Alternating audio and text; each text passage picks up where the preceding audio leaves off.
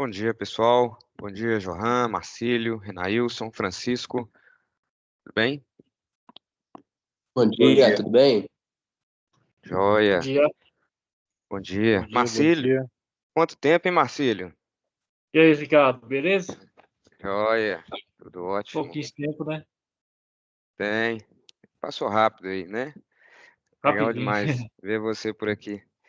Tempo boa. Francisco, seja bem-vindo também. Johan e Renailson também eu conheço. Nós estamos juntos aí trabalhando na usina de Belo Monte. Francisco, o Marcílio trabalhou comigo também nas usinas lá de Minas, lá na região de Ouro Preto. Francisco, Eu vim pelo Fran- César, conhece o César? César Bueno? É, ele que indicou pra mim. Legal, Francisco. César Bueno trabalhou com o Marcílio também. Olha que maravilha. Que legal, cara. Você tá onde agora?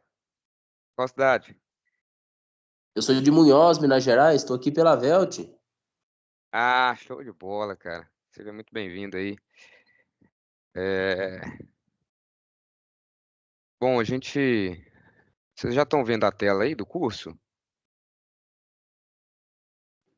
Sim, Ricardo. Já tá aparecendo. Beleza. Beleza. Nós temos aí um total de acho que mais de 60 inscritos, 60. O pessoal deve ingressando aí. Nós vamos admitindo e a gente vamos dar seguimento aqui e no nosso curso de hoje, nessa aula que a gente pretende aqui explanar um pouco sobre usinas hidrelétricas. Ô, Wilson também está aí com a gente. Bom dia, Wilson. E aí, cara? Boa sorte Beleza? aí. Acordei Beleza, cedo meu cara. hoje aí. Caiu cedo da cama, né? Legal. É isso aí. Bom, vou pedir um apoio de vocês aí. Eu não tô vendo, eu não tô com duas telas aqui, só tô vendo a tela do curso. Se alguém puder admitir aí o pessoal que for chegando, só para a gente ganhar celeridade aqui. O objetivo é a gente passar aí uma horinha, no máximo aí 2 horas, batendo um papo aqui sobre alguns fundamentos aí de equipamentos, operação do sistema elétrico, né, hidrelétrico, e compartilhar com vocês aqui um pouco do que eu tenho vivenciado, do que eu vivenciei, e a gente trocar um pouco de experiência aqui também, né? Então, nós vamos falar de fundamentos de operação do sistema hidrelétrico, vai ser um overview, vamos falar de sistema de regulatório, né? Quais são os mecanismos regulatórios que nós temos aí no sistema elétrico, o próprio SIM. Vamos falar um pouco também das máquinas hidráulicas, máquinas mecânicas, os hidromecânicos, as máquinas elétricas também. Um pouquinho sobre supervisão e controle e sincronismo. Bom, para quem não me conhece aí, minha formação é na área de engenharia mecânica, tenho uma pós-graduação em gerenciamento de projetos, né? Trabalhei aí com PCHs, CGHs, usinas fotovoltaicas também, junto com a turma aí do César, do Marcílio, agora com a turma do Wilson, do Johan, Renailson, na usina de Belo Monte. Também tenho uma especialização em análise de vibração e comportamento dinâmico de hidrogeradores, né? E nas horas vagas aí, continuo trabalhando. Tenho lá uma participação lá na PUC, lá como professor da pós de engenharia de orçamentos, onde lá eu ministro aulas sobre BDI e contratos de engenharia também. Bom, sobre a Saleto, né? A Saleto é a empresa que fica localizada em Belo Horizonte. Tenho uma parceria com eles desde 2017. Eu tive a oportunidade de trabalhar lá como consultor também. E a Saleto Edu, ela atua no segmento de educação desde 2015, possui experiência no setor de engenharia, planejamento, gestão e também setores de P&D. Possui participação ativa também na capacitação de profissionais e com ações aí de treinamento. Tem turmas abertas, né? Algumas das turmas, entre elas, por onde a gente chegou nesse curso aqui, Lá também tem turmas abertas periodicamente, treinamentos aí à comunidade, treinamentos em company. Já tive a participação de trabalhar com a Saleta com treinamentos para Vale, em Parauapebas, Florianópolis também. E também aí está sempre ministrando seminários, palestras, workshops, os quais também já tive a oportunidade de participar em alguns. Depois visitem o site da Saleta Edu, lá tem uma gama de cursos lá bem legal, desde engenharia de contrato, pleitos, reivindicações, como evitar aí possíveis pleitos e reivindicações em contratos de engenharia. Bem legal lá, tem bastante treinamento lá de capacitação profissional para as áreas de engenharia, entre outras também. Bom, que nem eu falei no início, nós vamos falar um pouco sobre o setor elétrico brasileiro e as organizações aí institucionais. Também um breve histórico sobre as usinas hidrelétricas no Brasil, um pouco de turbinas, equipamentos auxiliares mecânicos e elétricos. Vamos falar também sobre sistemas auxiliares de corrente contínua e alternada, geradores e compensadores síncronos e também supervisão, proteção e controle. Bom, só para a gente explanar um pouco aqui sobre a concepção do setor elétrico, né? Quando a gente pensa no sistema elétrico brasileiro, a gente tem que pensar que ele é composto por geração, por transmissão, distribuição e consumo. Hoje aqui no nosso curso, a gente vai focar na parte de geração, né? Que é a fonte primária aí de todo esse complexo e desse sistema estruturado aí no Brasil.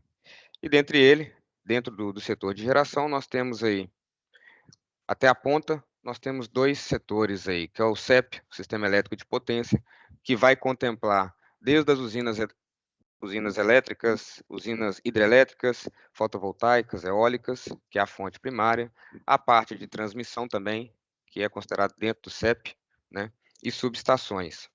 Já o SEC é um sistema elétrico de consumo, onde a gente está falando aí da parte de distribuição, né, e a parte de consumo, né, residências, indústrias, comércios e serviços públicos aí e demais. É interessante para a gente poder falar de sistema elétrico brasileiro e ter em mente aqui que o ONS, né, o Operador Nacional do Sistema, ele disponibiliza informações em tempo real no site dele. Então, antes da gente falar das instituições aqui, já puxando um pouco aqui sobre o ONS, como a gente está falando de sistema elétrico de potência, é importante a gente entender, né, como que funciona a demanda e a oferta, né, a carga e potência que são disponibilizados aí e consumidas desse sistema. Então, só para a gente dar uma passeada rápida aqui, aqui no site do ONS, tem uma curva de geração que eu gosto muito de vez em quando acessar, que aqui para quem tem interesse em saber como que é distribuída as cargas, como que o Brasil, né, quais são as partes, as regiões do Brasil que hoje estão integradas no sistema interligado nacional. Então, aqui nós temos uma curva de carga, né, onde ela traz aí a carga que está no sistema agora e quais que são as usinas, quais que são as fontes de energia que estão aí suprindo essa carga no tempo real, né? Então, se a gente pegar aqui agora só para dar uma olhada, você vê que a carga no sistema nacional agora está aí 79.395 megawatts, ou 79 gigawatts de carga, né? E o Brasil se colocando aí no sistema interligado essa potência, né? Sendo ela controlada de 1 para 1, né? Então, se a gente está consumindo 79 gigas, o Brasil está fornecendo pelas suas fontes aí 79 gigas. A gente não consegue armazenar energia se não for em outra forma, se não for em forma de reservatório. Eu acho que eu não compartilhei a tela, né, pessoal? Deixa eu voltar aqui, porque eu estou compartilhando só a tela do curso. Deixa eu parar com o compartilhamento aqui, porque eu acho que eu coloquei só na tela, me perdoem. Vamos lá, vou colocar a tela toda aqui. Vocês estão vendo aí agora? Apareceu aí? Agora sim, cara. Agora Aí apareceu, sim, cara. aí sim. Desculpa aí. Então, falando aqui, né, do site do ONS, eu vim através do link que está lá no slide. A gente vem aqui para a página do ONS, onde que ele disponibiliza essa curva de carga e de potência. Eu agora, que estou na região norte, mais o Johan, o Wilson, o Renailson aqui, se a gente clicar aqui, por exemplo, no norte do Brasil, dá para a gente ver o quanto que o norte está de carga nesse momento, né? 6,8 aí gigas, e quanto que ele está exportando, né? Lembrando que, como o sistema interligado, ele conecta as regiões e as fontes geradoras, então, ou seja, aquela potência que não é consumida no norte do estado, o excedente ele exporta dentro daquela geração que ele tem disponível agora, então ele exporta para os outros estados aí, né? Então aqui no site do ONS nós temos exatamente essa divisão. O centro-oeste e sudeste, onde nós temos aí uma disponibilidade de fonte de energia maior, né? Sabia que a gente já está lá com a carga lá agora é 46 gigas aproximadamente aí, e mesmo assim, suprindo essa demanda, ainda tem o Sistema Nacional suprindo essa demanda do Sudeste e Centro-Oeste. O Sudeste e Centro-Oeste continua exportando aí na casa aí de 6 gigas watts de potência, né? Então, o que é interessante, aí tem outros gráficos aqui também, que ele traz pelas fontes, né, de energia. Então, nesse momento aqui, carga e exportação, a gente vê que a eólica tem uma participação nesse momento. A gente vai falar um pouco mais sobre o sistema de potência e de cargas, considerando aí as fontes intermitentes, né, que são eólicas e fotovoltaicas. Aqui dá para a gente ter essa noção e acompanhar também. A gente vê que a hídrica ela é responsável aí por um abastecimento e também carga aí maior nesse abastecimento aí do Sistema Nacional, né? Então é bem interessante. Pois naveguem. Quem ainda não conhece o site do ONS, eu sugiro dar uma navegada aqui para entender um pouco mais sobre esse operador. Então, voltando aqui para a tela do curso, deixa eu admitir quem está no lobby aqui.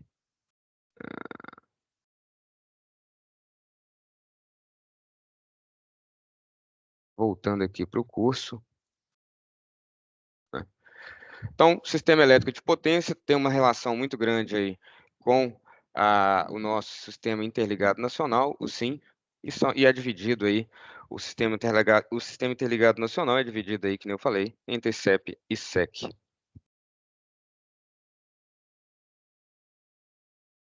Bom, vamos falar um pouquinho sobre as instituições aqui, como que é a estrutura, né, institucional que controla, regula, opera todo esse sistema complexo.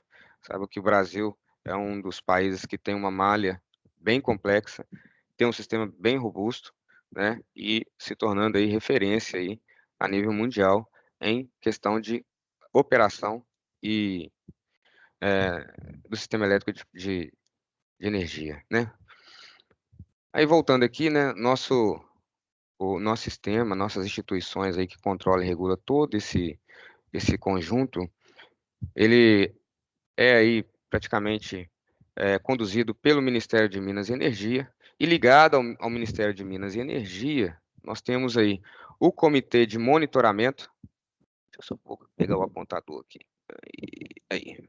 O Comitê de Monitoramento do Setor Elétrico está ligado diretamente ao Ministério de Minas e Energia, a ANEEL, né, que faz aí o controle dos agentes, a regulamentação dos agentes, né? E quem são os agentes? Os operadores de usina hidrelétrica, né? Todas as concessionárias aí que operam as usinas hidrelétricas. Então, esses são os agentes no cenário institucional. Então, a ANEEL está ligada diretamente ao Ministério de Minas e Energia, e ligada à ANEEL nós temos aí o ONS, que a gente passou rapidamente aqui pelo site dele, e a Câmara Comercializadora de Comercialização de Energia Elétrica, né, onde todos os leilões e vendas de energia acontecem passando pela Câmara. E temos também um braço ali ligado ao Ministério de Minas e Energia, que é a empresa de pesquisa energética EPE, que aí faz todo o desenvolvimento de fontes de potencial hídrico, potencial energético, passa aí pela empresa de pesquisa energética.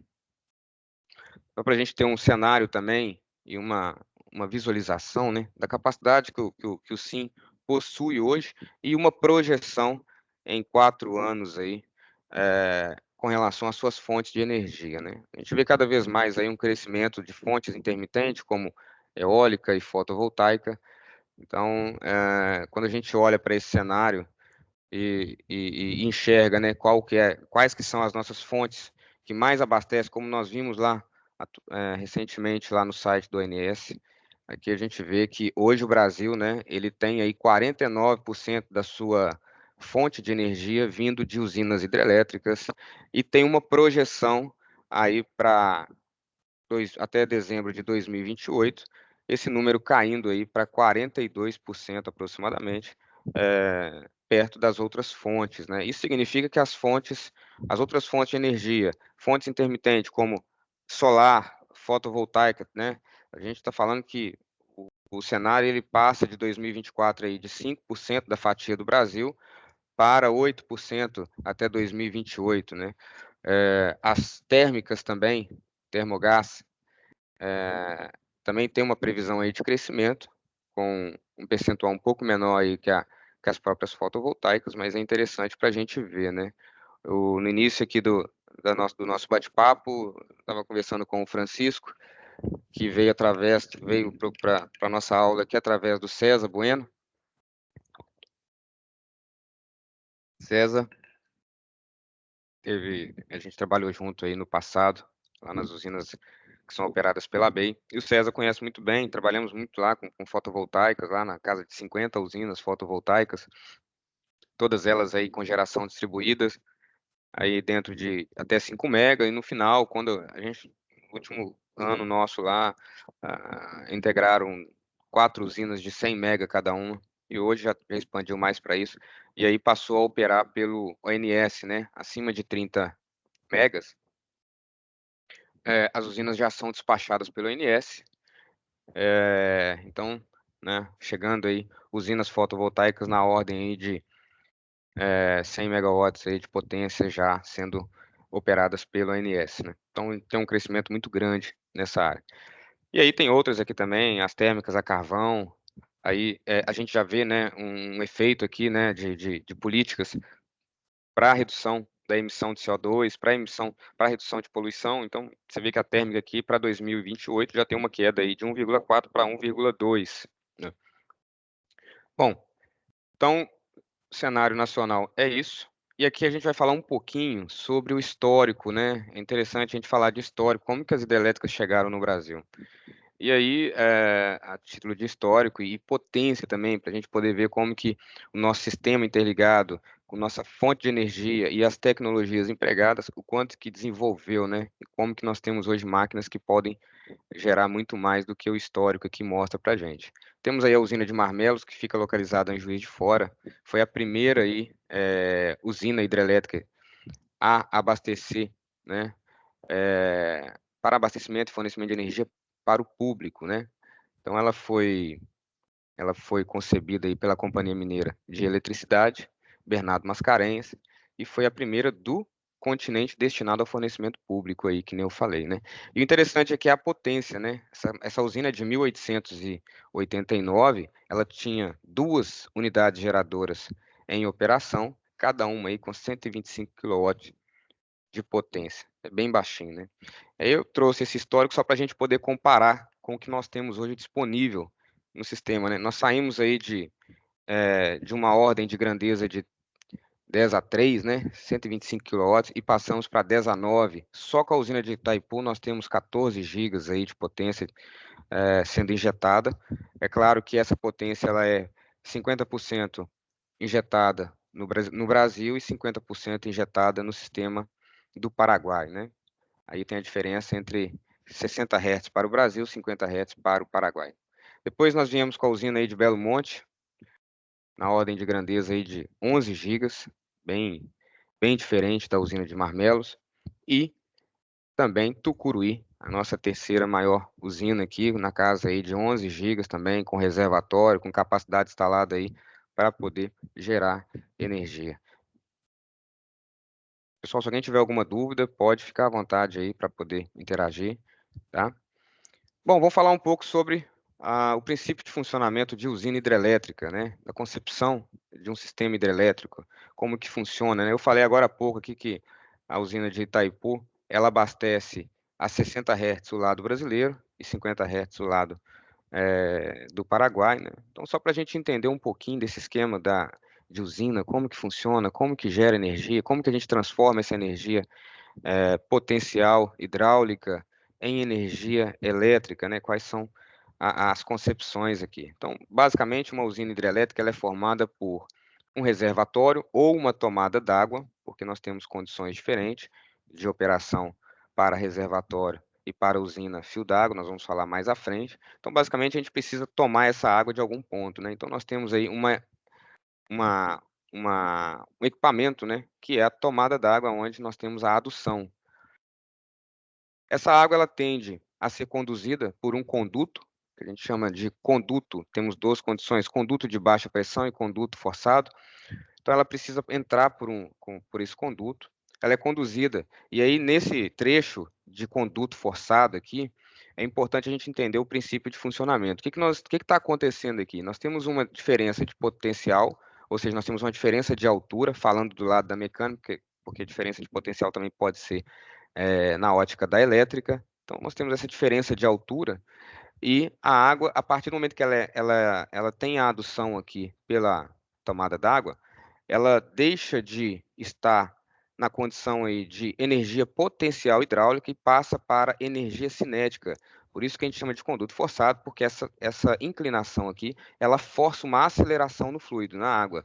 Então, a questão aqui é que a gente tem uma mudança de energia da condição de potencial, está relacionada à altura, para energia cinética, velocidade, deslocamento de massa.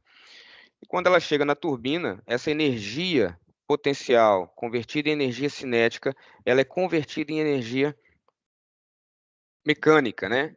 Essa energia mecânica ela é transferida para o eixo do gerador através da conexão entre eixo gerador e eixo turbina, para que o gerador faça o trabalho dele de converter essa energia mecânica em energia elétrica. Então, nós passamos aqui por 4 condições aqui de energia, como que é trabalhada e transformada essa energia, né?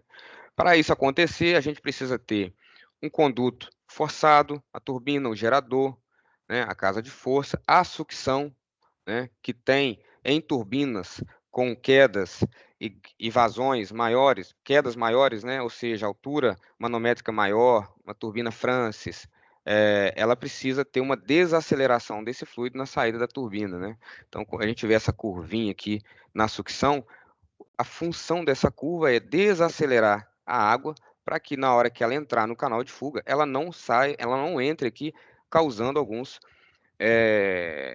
deformações aqui, né, no solo ali, do canal de fuga, no concreto. Então, ou seja, essa curva ela tem um objetivo e ela é para poder desacelerar essa água na saída da turbina.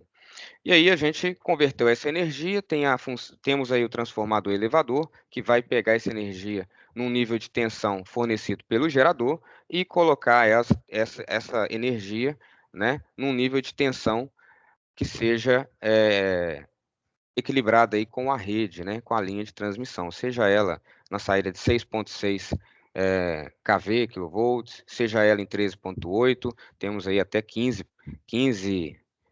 kV aí de geradores despachando em nível de tensão e aí sincronizando aí com as linhas de transmissão do nosso sistema interligado. Bom, aí nós vimos um pouco lá falamos de turbina, como que a turbina, né, ela absorve essa energia cinética, essa energia que vem ali do movimento da água e transforma essa energia em energia mecânica, né? E nós temos aí, dentre os tipos de turbina, nós temos 3 tipos de turbinas, porém, esses 3 tipos de turbinas são concebidos aí dentro de em 2 tipologias aí, de funcionamento, né? Então, nós temos as turbinas, todas elas, turbinas hidráulicas, trabalham com fluxo, né, de água, e nós temos fluxo de ação e fluxo de reação, ou turbina de ação e turbina de reação. Por que turbina de ação? A turbina de ação, ela é uma turbina que nós conhecemos e são chamadas de turbina Pelton, né? Ela tem a característica seguinte: esse tipo de turbina trabalha a pressão atmosférica. O que eu quero dizer com isso? Trabalha em grandes quedas. Nós temos aí turbinas Pelton aí na ordem de grandeza de 200 metros de altura, né? Só voltando aqui, nós estamos falando que a diferença entre a adução e a saída da turbina é a nossa altura manométrica. Então, essa altura aqui para a turbina Pelton é a altura aí, em média aí de 200 metros de queda. Enfim, por que é chamada turbina de ação? Porque a água em deslocamento, massa em deslocamento, nós temos a aceleração da massa, nós temos a velocidade da água, e essa aceleração e essa velocidade, quando essa massa entra em contato com a pá, ela tem uma ação ali de fazer a movimentação desse rotor Pelton, né, que são formatos aí de conchas, parecem 2 colheres assim, colocadas lado a lado. Então, é chamada de turbina de ação por esse motivo. Usa energia cinética. Aqui nós não estamos falando de energia de pressão. Energia cinética é a água que sai de um bico injetor em alta velocidade. Essa velocidade que desloca essa massa, coloca energia nessa massa, e essa massa em contato com a própria pá da turbina aqui, ela acaba deslocando essa pá, né? E aí tem um movimento de giro do rotor. Quando a gente fala de turbinas de reação, né, que são as Francis, do tipo France, rotor France, e turbinas Pelton, o princípio de funcionamento já é diferença de pressão. Eu tenho uma pressão na entrada do rotor e eu tenho uma pressão na saída do rotor, assim como aqui no rotor Kaplan também. Essa diferença de pressão gera uma reação no circuito, no equipamento mecânico, né? Uma reação no rotor ali, e essa reação vai promover o deslocamento, o giro desse rotor. Então, aqui nós temos uma reação porque depende de 2 condições: a condição de pressão de entrada, a condição de pressão de saída. Isso gera uma reação, que é o diferencial de pressão, e esse diferencial de pressão permite a movimentação das turbinas do tipo Francis ou do tipo Kaplan.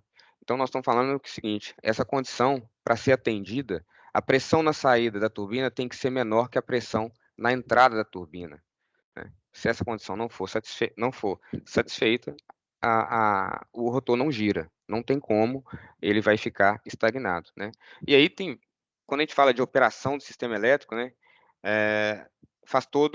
tem todo um controle de nível no canal de fuga ou na jusante da usina, né? Por quê? Se esse nível subir muito, eu vou ter que um afogamento. Se ele passar da linha de centro da turbina, que é a caixa espiral aqui, se ele passar dessa linha de centro, nós vamos ter um afogamento dessa turbina. E aí a gente começa a ter uma redução do diferencial de pressão e, consequentemente, a gente tem aí uma perda de geração de energia. Não é perda de carga, mas sim perda de geração de energia, porque o rotor ele deixa de funcionar. Perda de carga está relacionada a toda a energia que é perdida no circuito entre a tomada d'água e a saída e a entrada da turbina, né? Então, lá no final, nós vamos falar um pouquinho sobre monitoramento de grandezas hidráulicas e a gente vai poder entender um pouquinho melhor essa parte de perda de carga. Tá ok, pessoal? Ricardo, Oi. volta aí a tela aí para mim, por favor. Só fala o nome aí, porque eu não tô Johan, vendo. Fala, Johan. nessa parte que você fala do tipo, né? Tem a Francis e tem a Kaplan. E essa parte da instalação da usina tipo Francis, a Kaplan ela é bem inferior porque ela já não tem essa parte de conduto forçado. Isso interfere também na parte de produção de energia devido às instalações serem diferentes, correto? Ou não? Assim, a concepção é diferente. Nós vamos ver à frente aqui, vou até passar aqui de uma vez. Nós vamos ver à frente, Johan, que a Kaplan não significa que ela influencia na perda de geração. A concepção da Kaplan é para trabalhar com uma altura menor. Porém, ela tem uma diferença de pressão, mas ela trabalha com uma altura menor, um diferencial de altura menor, mas em contrapartida, ela tem uma vazão maior.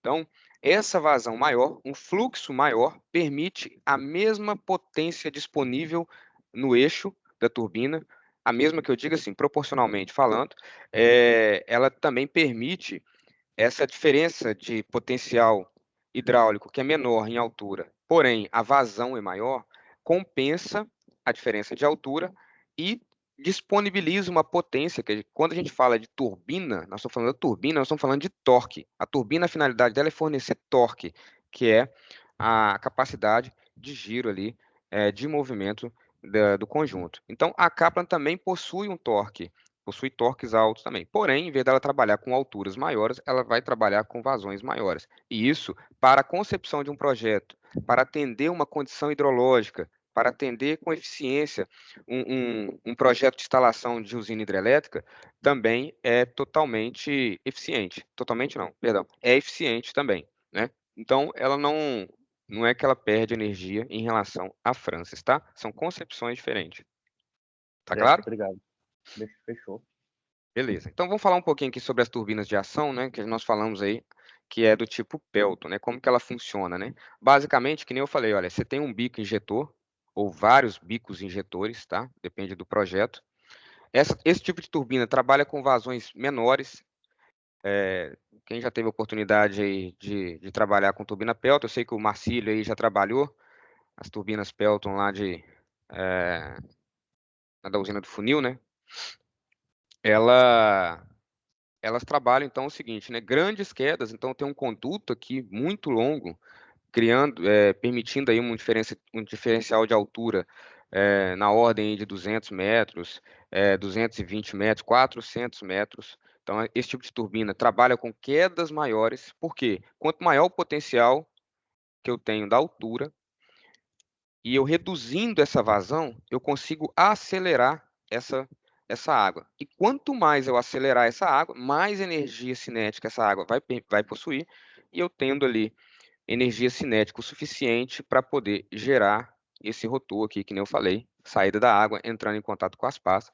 Então, ou seja, esse turbina Pelton, a condição dela trabalhar é o seguinte: alta queda, baixa vazão e velocidades maiores, porque esse fluido acelerado vai ter mais energia e vai acionar, né, vai deslocar esse rotor aqui no movimento de giro com mais velocidade. Então é normal a gente chegar na turbina Pelton e encontrar velocidade de 400 RPM, 700 RPM, porque são turbinas projetadas para trabalhar com ação e energia cinética.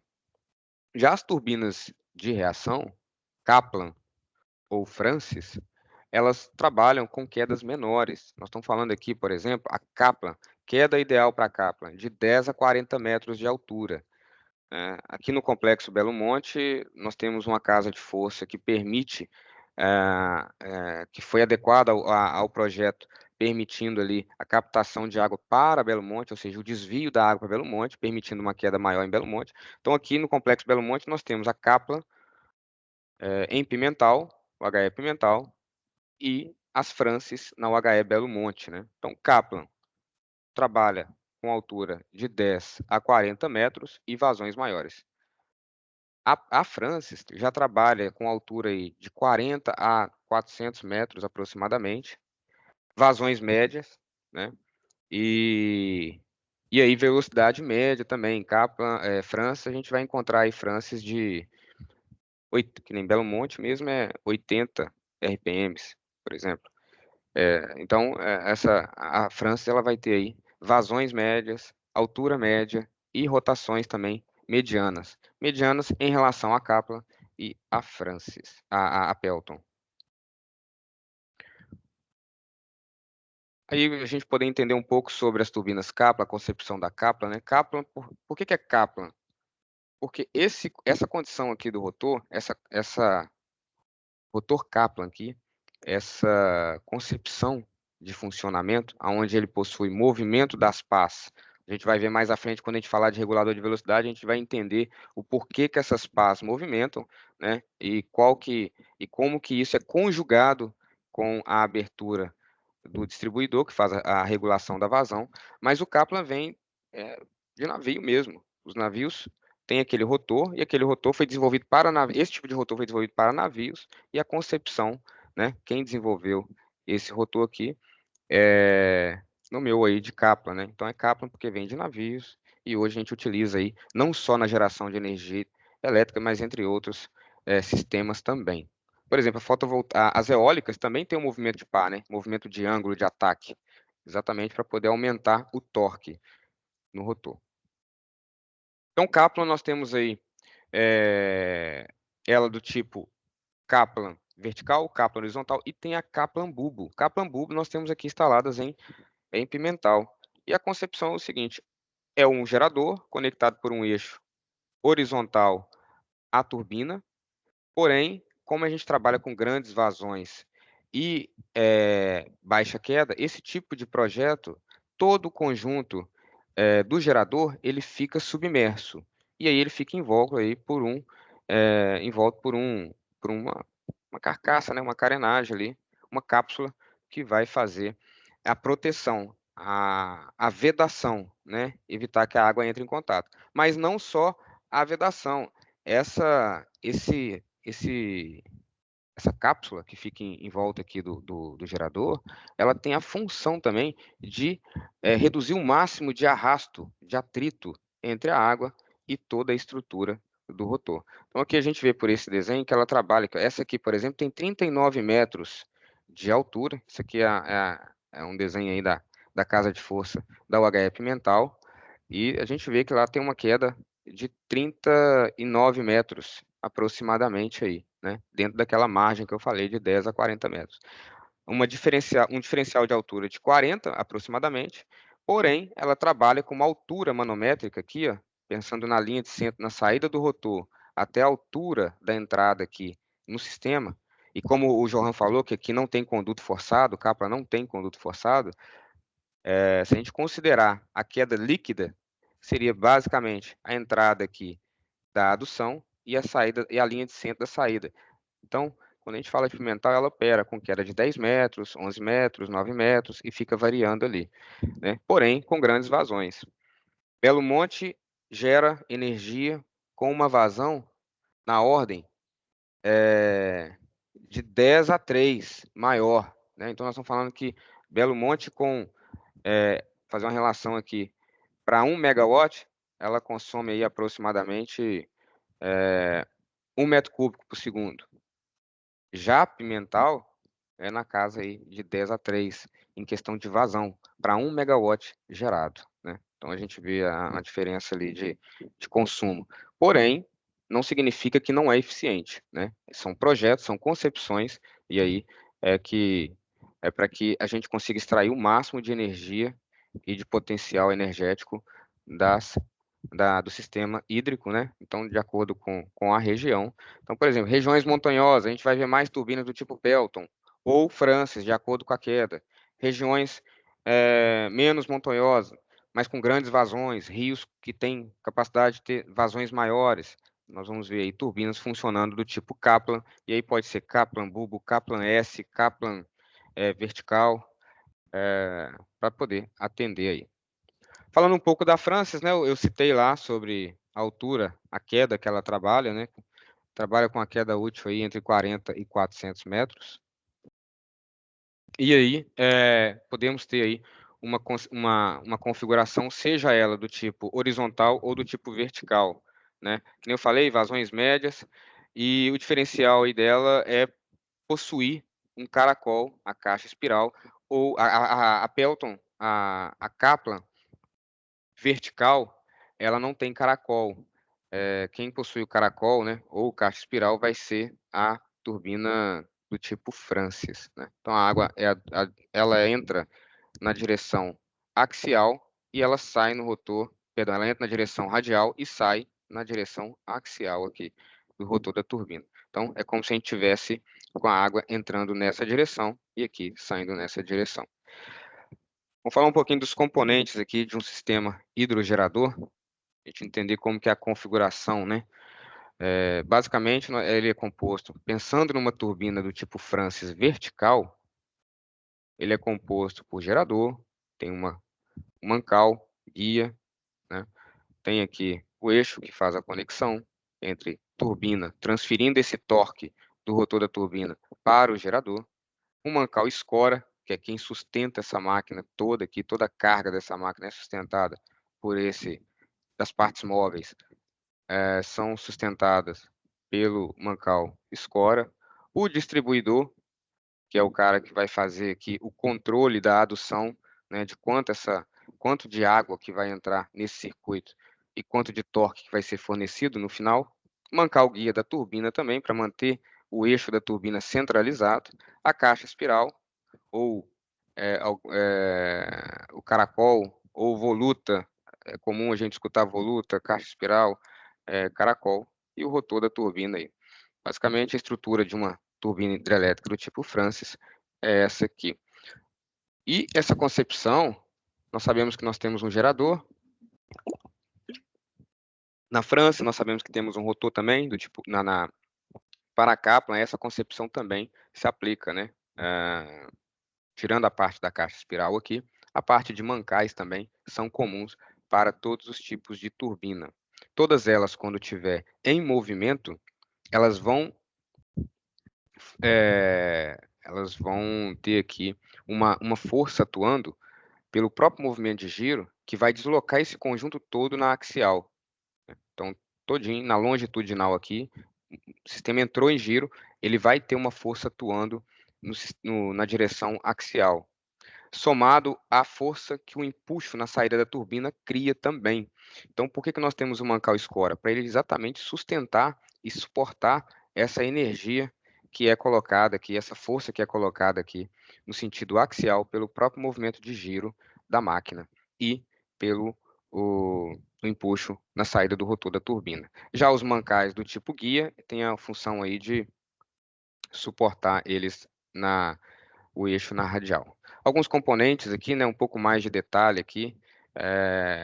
Nós temos aqui o próprio caracol, ou a caixa espiral, o pré-distribuidor, que é uma estrutura que ele tem a função, além de direcionar o fluxo de água na entrada do distribuidor, ele tem também a função em máquinas tanto verticais quanto horizontais de suportar também a estrutura aqui, cargas que são distribuídas na estrutura, esse carinha tem também. Cone da turbina, aí tem a parte aqui do cotovelo, da saída ou da sucção, cruzeta, que nos geradores verticais, né, aqui no conjunto montado, elas têm a finalidade também de suportar aqui cargas na direção axial aqui e são conectadas à estrutura civil, assim como o próprio caracol aí é envelopado, é concretado em toda a estrutura.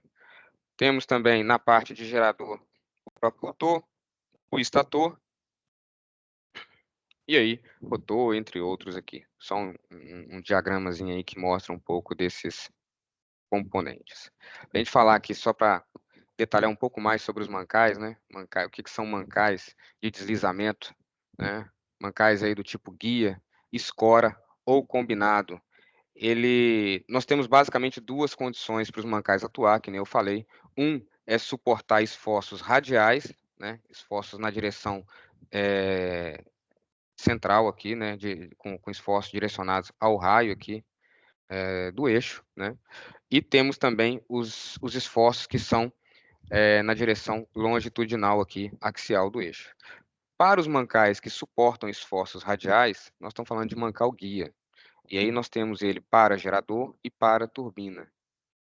E o mancal que suporta o esforço axial é esse carinha aqui, ó, o mancal escora, que pode ser chamado de combinado, uma vez que ele tem aqui um mancal, a função de guia também. Uma vez que ele possui a função do guia, ou seja, manter o eixo centralizado, manter o eixo alinhado entre turbina e gerador.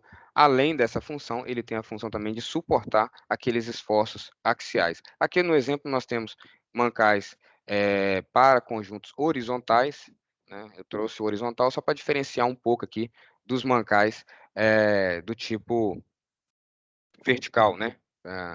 Então, quando a gente fala de máquinas verticais, nós também temos esse tipo de mancal aqui, porém, eles são posicionados aqui na vertical. Então, basicamente é isso.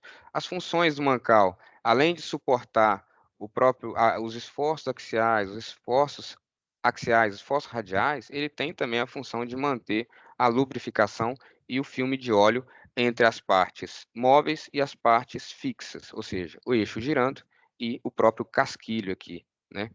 E aí ele é composto por casquilho, o labirinto. O labirinto é a vedação do mancal, né? Nós temos aqui uma vedação de cada lado. E esse tipo de vedação é chamado de labirinto porque tem alguns cortes aqui dentro, são vias que o óleo, quando ele sai acelerado aqui do contato do eixo com o casquilho, ele tende a ser expelido pela lateral. Quando ele cai nesses labirintos aqui, ele basicamente... Aqui, ó, acho que vai ficar melhor. Vocês estão vendo aí? Aqui nós temos umas vias que esse óleo, quando ele entra em contato com cada via dessa aqui, ele vai perdendo energia e, consequentemente, ali, ele vai sendo impedido de extravasar e sair pela vedação. Opa. Então, aqui nós temos os mancais guias. Já os mancais escoras, como ele tem a função de fazer suportar cargas axiais aqui, ele possui as sapatas escoras, ou outros chamam de patins. É um sistema que possui aqui um material de sacrifício, que é chamado de metal patente, um material base, que é chamado de metal base, ou seja, o metal base é duro, e o metal que fica em contato com a parte girante, ele é o metal patente, aí normalmente uma liga mais macia, uma liga de bronze, com cobre, e por aí vai, estanho. E aí, é esse cara aqui, as escoras, é que fazem o trabalho de suportar e absorver as cargas axiais, as cargas longitudinais do eixo da turbina. Por que eu falo suportar e absorver? Porque quando a máquina está girando, é comum a gente ter alguns deslocamentos no eixo. E esses deslocamentos ao longo do eixo, né, o eixo deslocando ali de acordo com as forças que são inseridas no conjunto, esses deslocamentos são compensados por essas sapatas aqui, ó. Quando a gente fala de mancal guia, o mancal guia ele não tem mecanismos para absorver deslocamento ou qualquer carga que seja colocada no eixo. Ele possui só o metal patente aqui também, que é um material de sacrifício, porque nós não queremos que o eixo seja desgastado. Então, aqui, já o material de sacrifício, ele é uniforme e não possui sistema de compensação. Quem faz a compensação do deslocamento do eixo é o que a gente chama aqui de inserto, né? Que é os dois casquilhos. Esse casquilho aqui, dentro da caixa do eixo, em Pimental, por exemplo, na UHE Pimental, que são máquinas Kaplan do tipo vertical, né, horizontal, esse cara compensa aqui dentro. Então, ele cria os movimentos são transferidos para o conjunto do casquilho e esse conjunto ele movimenta dentro dessa carcaça aqui, fazendo a compensação dos deslocamentos do conjunto. Pessoal, tá claro para vocês aí? Vocês estão conseguindo acompanhar? Eu não estou vendo na tela. Positivo, Ricardo. Beleza. Vamos falar um pouco aqui dos sistemas auxiliares eletromecânicos. E quando a gente fala de sistema auxiliar eletromecânico, nós temos dois cérebros, vamos falar assim, no conjunto de geração. E isso se aplica tanto para turbinas hidráulicas quanto para turbinas também turbinas térmicas, né? Turbinas a vapor. Por que eu digo isso? Porque a gente precisa desses dois cérebros para fazer o seguinte trabalho, né? Nós temos aí o regulador de velocidade, que é composto por um controlador lógico de processamento aí. E também temos um controlador lógico para o regulador de tensão. Então, no regulador de velocidade, ele desempenha a função de controle de velocidade para manter a máquina dentro da faixa de frequência, faixa de 60 Hz, que é a nossa frequência do Sistema Interligado Nacional. Então, o controle de velocidade, ele tem o objetivo de manter a máquina na mesma frequência da rede, né? Então, ele vai fazer o controle, a abertura de fluxo do distribuidor, ele vai permitir a passagem de água ali dentro de uma vazão controlada para que ele mantenha a velocidade da máquina. O regulador de tensão, ele tem a finalidade de regular a tensão na saída do gerador para se equilibrar a tensão da rede. Tensão, na ótica da elétrica, é força, né? Então, ele tem que colocar a energia, a corrente elétrica, na mesma força que está ali na rede. Então, a tensão aqui ela é controlada pelo regulador de tensão. E como que isso acontece? Nós temos aí vamos ter painéis, né, de controle, onde vão estar ali estabelecidos, instalados os reguladores de tensão e de velocidade. Tem hoje já tem regulador integrado, né, um regulador que faz a função de velocidade e tensão. Antigamente isso era separado. Hoje já tem recursos aí no mercado que trabalham aí com esses dois reguladores integrados em um só hardware e um só software, permitindo aí ser programado, né, com uma lógica de programação ali que permite fazer os dois controles. Então, falado aqui que o regulador de tensão ele vai fazer o controle da tensão para separar da rede, é composto aí por uma unidade hidráulica. Quando a gente fala de regulador de velocidade, é composto por uma unidade hidráulica, um painel, os atuadores, servomotores, né, cilindros hidráulicos, e nós temos aqui instrumentos de medição, isso aqui no caso é uma roda dentada, para que a gente possa pegar a velocidade da máquina e comparar com pegar essa velocidade em rotação, RPM, converter ela em frequência, né, dividindo por 60 ali, nós vamos ter RPM dividido por 60, nós vamos ter ciclo por segundo. Quando a gente tem ciclos por segundo, nós temos o valor de hertz, frequência, e essa frequência é comparada com a frequência da rede. Então, como que o regulador trabalha? Ele tem uma informação aqui de referência, normalmente dada em potência. Então, nós temos um sinal que é lido em rotação, em frequência. O regulador, ele vai permitir aqui a abertura do distribuidor, vai fazer a abertura do distribuidor para que admita mais água, ou vai fazer o fechamento do distribuidor para reduzir a admissão de água, né? Para que ele permita, para que ele controle essa rotação na turbina na mesma frequência da rede. Então, o sinal do sensor é coletado aqui na turbina, ele é levado de volta para o cérebro, o regulador de velocidade, o CLP, e ele vai comparar essa rotação da máquina com a rotação, com a frequência, ele vai comparar essa frequência que é proveniente da rotação com a frequência da rede, do sistema, né? E aí, turbina hidráulica não varia a rotação. A gente não vai ver uma turbina acelerando ou desacelerando. Ela trabalha em rotação única, rotação nominal, né? Variando ali e fazendo o ajuste através do regulador de tensão. Aí ele trabalha em conjunto também com regulador de velocidade, perdão. Trabalha em conjunto com o regulador de tensão. O regulador de tensão, a referência dele vai ser a tensão da rede. E ele vai ter também um sistema de sensor instalado na saída do gerador, aonde ele vai coletar essa tensão, ele vai ler essa tensão de saída do gerador, vai processar essa tensão, comparando essa tensão com a tensão de referência, que é a tensão da rede, e ele vai fazer o ajuste de tensão através do sistema de excitação.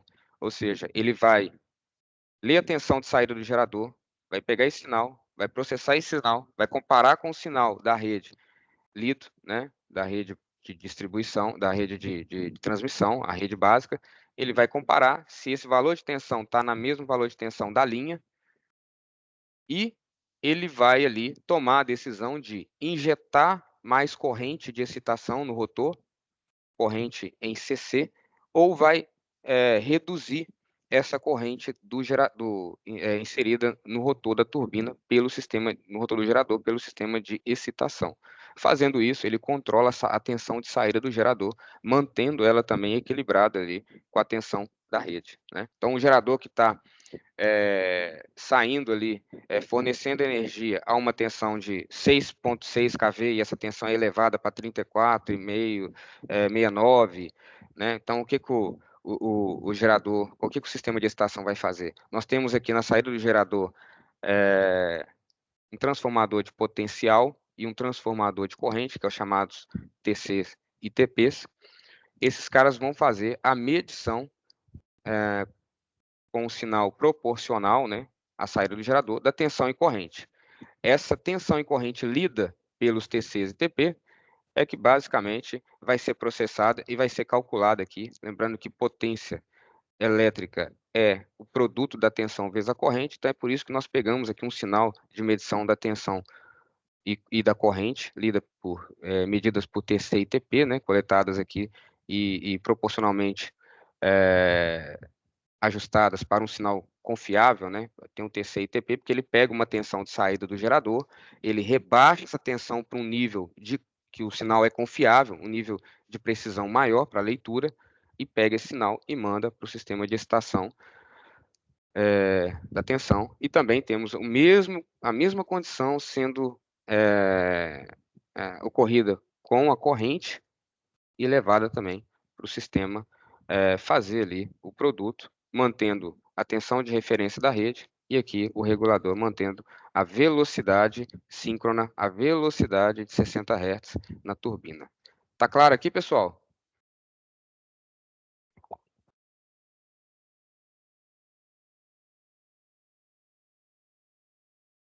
Positivo, Ricardo. Bom, distribuidor, né? Então nós falamos ali do regulador de velocidade, e o regulador de velocidade ele vai dar comandos ao distribuidor. E o distribuidor é um componente da turbina que ele é composto aí por partes móveis e fixas, né? Então nós temos aqui um conjunto de bielas, um anel de regulação e paletas diretrizes que são do tipo que são móveis, né, para controlar esse fluxo. Então basicamente é um conjunto composto aí por um anel de regulação, paletas diretrizes e um atuador hidráulico. Aquele servomotor que estava na imagem anterior é o nosso atuador hidráulico aqui mostrado nessa imagem. Ele tem a função de controlar o fluxo de água admitido no circuito de geração e realizar o controle de velocidade da unidade geradora, sincronizada com a frequência da rede a 60 Hz. Quando a gente fala de turbina France, nós temos o distribuidor, que ele vai fazer Francis e Kaplan, tá? Nós temos o distribuidor que vai fazer esse controle da admissão do fluxo de água. Quanto de vazão ele precisa entrar em contato com o rotor da turbina pela direção do fluxo, né? Nesse caso aqui, nós temos uma turbina vertical, fluxo entrando na radial, saindo na axial. Esse cara que vai fazer esse controle. E ele é comandado pelo regulador de velocidade digital lá, que a gente viu na imagem anterior, onde a gente fala do controle de frequência ali. E aí o distribuidor ele existe tanto para a turbina France quanto para a turbina Pelton. Porém, nas turbinas France, o distribuidor ele é que faz todo o controle de admissão de água, permitindo torque na turbina. Nós não temos paletas móveis no rotor da France. Quando a gente fala de turbina Kaplan, nós temos no rotor aquelas pás que nós vimos lá, que movimentam, mudando o ângulo de ataque. Então, quando a gente fala de curva de regulação no regulador de velocidade digital, para controlar o distribuidor, para controlar o regulador de velocidade mecânico, para a turbina France, nós temos uma curva somente de abertura do distribuidor, né? Então, tem um transdutor de posição aqui nesse conjunto, né? Aqui nós temos um servomotor conectado aqui no aro de regulação, e esse servomotor, por ele ser linear, você vai ter um transdutor de posição linear também. O que é o transdutor de posição? É um instrumento que vai fazer a medição da posição de abertura do distribuidor, e a referência dele é a extensão do cilindro, né? Então aqui, ó, nesse caso aqui na figura, aqui no canto superior direito de vocês,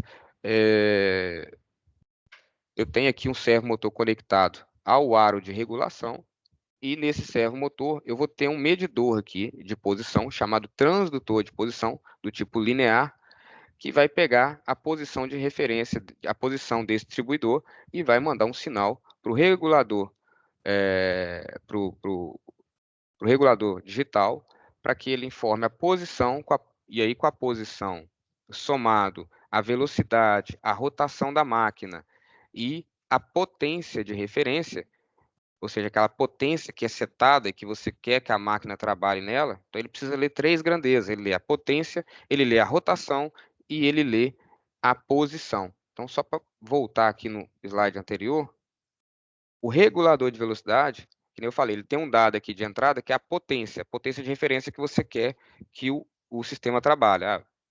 100 mega, vou subir para 200 mega, coloca 300 mega na máquina, exemplo. Então ele pega essa potência, ele faz a leitura da rotação e ele faz a leitura da posição do distribuidor, e aí, ele, com essas 3 informações, ele sabe o quanto que ele tem que abrir ou fechar o sistema de distribuição, o distribuidor. E aí, só para falar da Kaplan aqui, nós temos esse mesmo sistema operando, porém, aqui nós temos um item a mais, né, que é chamado de curva de conjugação. O regulador de velocidade, ele também vai ler a posição do ângulo de ataque das pás. Então, quando a gente dá um comando numa turbina Peldo para ela aumentar ou reduzir a potência, ou mesmo quando nós temos ali um sistema em regime de operação já setado, o tempo todo esse conjunto está trabalhando, o tempo todo. Se a gente tivesse separar de frente um servomotor e ficar olhando ele trabalhar, você vai ver que o tempo todo ele está ali movimentando. O tempo todo ele está fazendo a leitura dessas grandezas que eu falei e está ali regulando o fluxo de entrada para poder ter o torque no rotor da turbina, para poder ter a energia mecânica sendo convertida em energia elétrica. Então, na Kaplan nós temos um movimento também que é chamado de conjugado entre as pás do rotor e as pás diretrizes do distribuidor. Vou falar um pouquinho aqui sobre os sistemas mecânicos auxiliares. Alguma dúvida aqui, pessoal?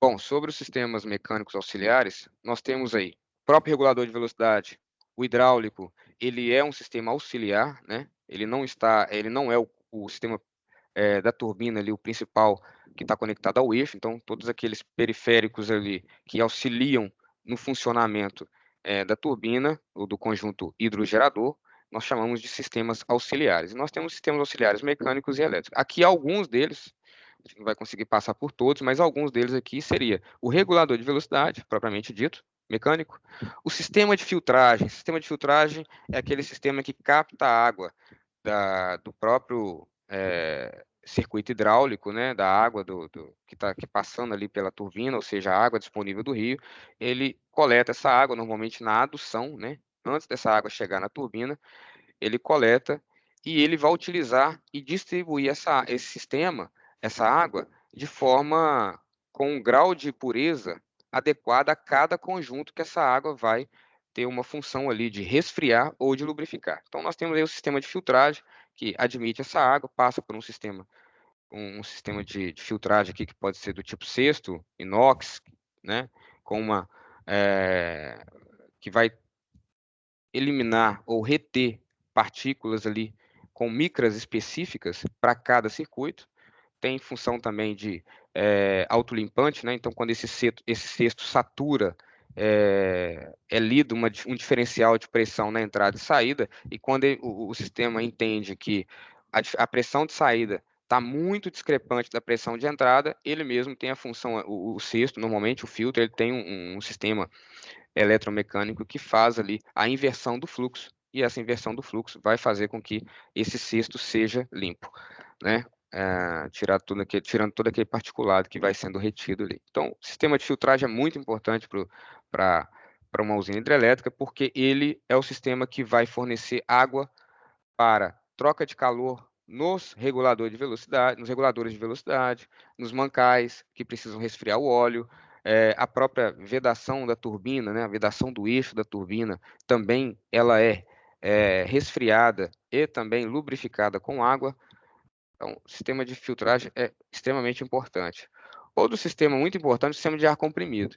E o sistema de ar comprimido, nós temos ele em 3 condições. Nós temos sistema de ar comprimido para serviço, sistema de ar comprimido para regulação e sistema de ar de serviço para rebaixamento.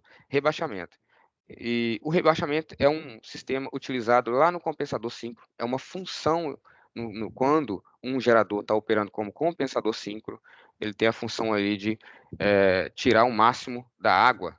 Aqui, ó. Quando a gente tem um gerador, nós vamos passar por gerador logo, quando a gente tem um gerador que também opera como compensador síncrono, o sistema de rebaixamento ele trabalha injetando ar na sucção, fazendo com que essa água na saída do rotor seja rebaixada, o máximo, o distribuidor trabalha fechado, nós não temos passagem de água, a máquina opera como um motor. E aí não é interessante que essa água tenha contato com o rotor da turbina. A máquina roda a vazio. ensecada, né? Por quê? Se essa água tiver contato com o rotor do gerador, eu vou ter uma carga aqui no rotor do gerador, que nesse momento está funcionando como compensador síncrono. Então, não é interessante ter nenhum tipo de contato de água com peso, com carga, com forças atuando ali, axiais, etc. e tal, no rotor da turbina. Por isso que nós temos um sistema de rebaixamento, que é composto aí por um sistema de ar comprimido.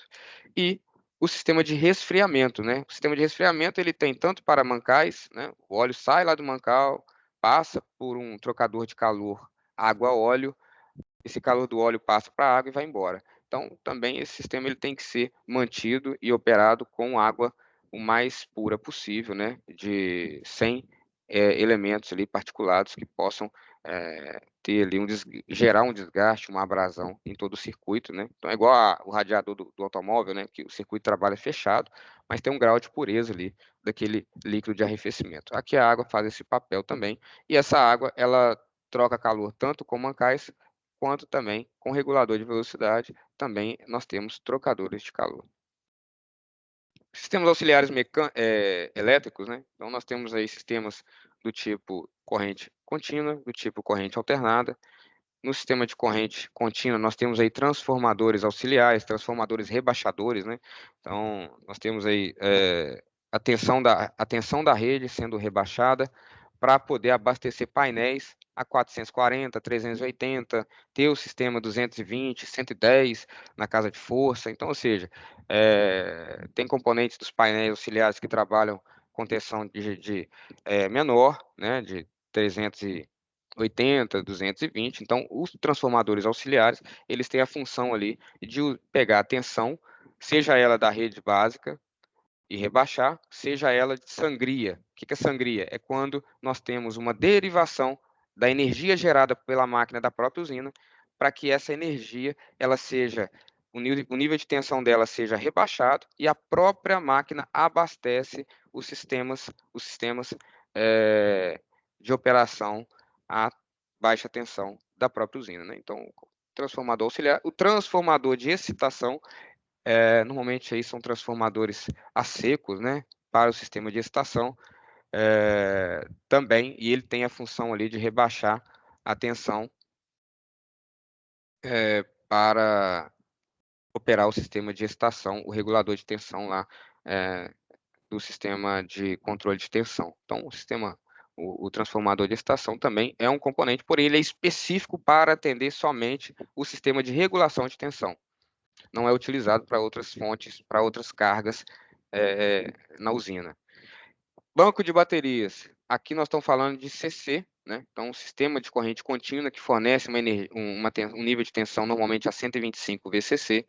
E esse cara aqui, ele tem a função de fornecer corrente contínua para o sistema de excitação. Basicamente, o banco de bateria ele vai alimentar, é um backup que a usina tem, né? Para alimentar o sistema de excitação, alguns painéis e, em alguns casos, algumas bombas aí também de corrente contínua. Mas o objetivo do banco de baterias é que, num caso de blackout da usina, perda de geração, e você precisa voltar com a máquina, ele é um backup de corrente contínua para ser injetada lá na estação, lá no gerador, no rotor do gerador, para que a máquina possa criar o campo magnético ali no rotor e começar a gerar energia e depois continuar gerando energia, né?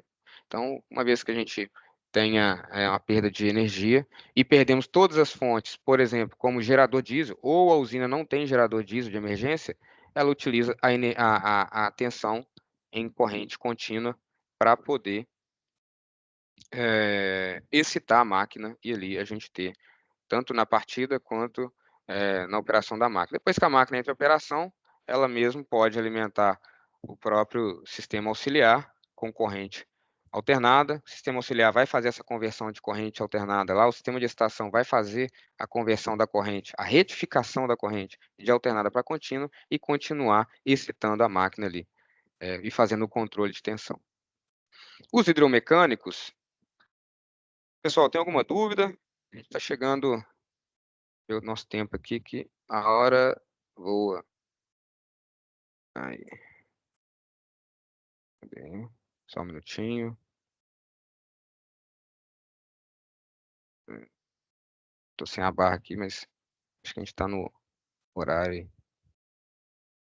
Deixa eu voltar aqui para a apresentação. Só dar uma olhadinha aqui no. É isso mesmo. E cadê? Aqui. Bom, falar de hidromecânicos numa usina hidrelétrica, nós estamos falando de conduto forçado, né? Nós falamos um pouquinho de conduto forçado lá na introdução do princípio de funcionamento da usina hidrelétrica, e lá nós falamos sobre conduto forçado, né? Então, nós temos aqui os conjuntos de condutos forçados, que é a tubulação que conduz essa água até a entrada da turbina.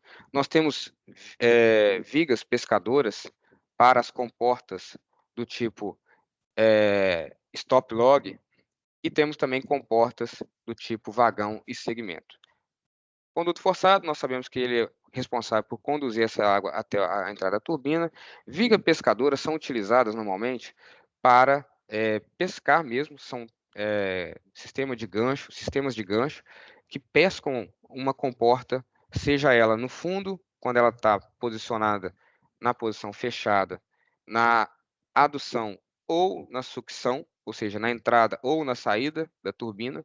Então, a viga pescadora ela tem essa finalidade de pescar, tanto para fechar, né, quanto para abrir. E é chamada de pescadora, turbina é chamada de comporta de viga pescadora, perdão, porque ela pesca, né, a comporta lá no fundo lá. Então tem esse sisteminha. E temos aí as comportas do tipo vagão. Comporta tipo vagão ou comporta de emergência ou comporta de adução é a comporta que vai permitir o fluxo de água entrar no conduto forçado ou no conduto de baixa pressão. Tem usinas aí que tem longos trechos de conduto, né? Então, ela vai estar posicionada ou normalmente na comporta, na tomada d'água, na entrada da adução aqui do próprio conduto, né? Ou na câmara de carga. Em algumas usinas são chamadas de câmara de carga, que é a conexão do reservatório com o conduto forçado. Então, tem toda aquela estrutura de concreto ali que forma uma caixa, a gente chama de câmara de carga. E temos as comportas do tipo segmento, que são comportas que fazem o controle de extravasão dos vertedouros, né? Elas são operadas hidraulicamente, as duas comportas, tanto a comporta vagão, comporta de emergência, e a comporta de vertedouro, são operadas por sistemas hidráulicos, possuem uma unidade hidráulica, possuem um sistema de eletromecânico, porque elas trabalham em conjunto com a comporta vagão, né? Ela trabalha em conjunto com toda a lógica de operação da turbina e do gerador, né? Do conjunto hidrogerador. Então, comporta vagão e comporta segmento é comum a gente ver elas aí acionadas por sistemas hidráulicos, tá? Vou falar um pouquinho de reservatório, pessoal. E quando a gente fala de reservatório, a gente fala de meio ambiente, a gente fala de outorga, regime operacional, ou seja, tem um monte de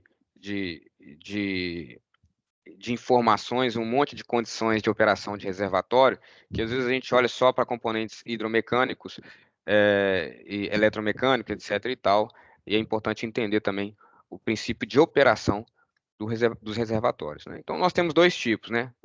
Reservatórios de usina que têm a capacidade de armazenar energia através da água retida, que é o caso de Itaipu, o caso de Tucuruí, e temos reservatórios, usinas que operam em regime de fio d'água. Ela utiliza o fluxo de água e a vazão disponível do rio em tempo real, praticamente, né? Ela praticamente consegue ali armazenar um pouco de água, mas que permite uma operação ali quase que diária,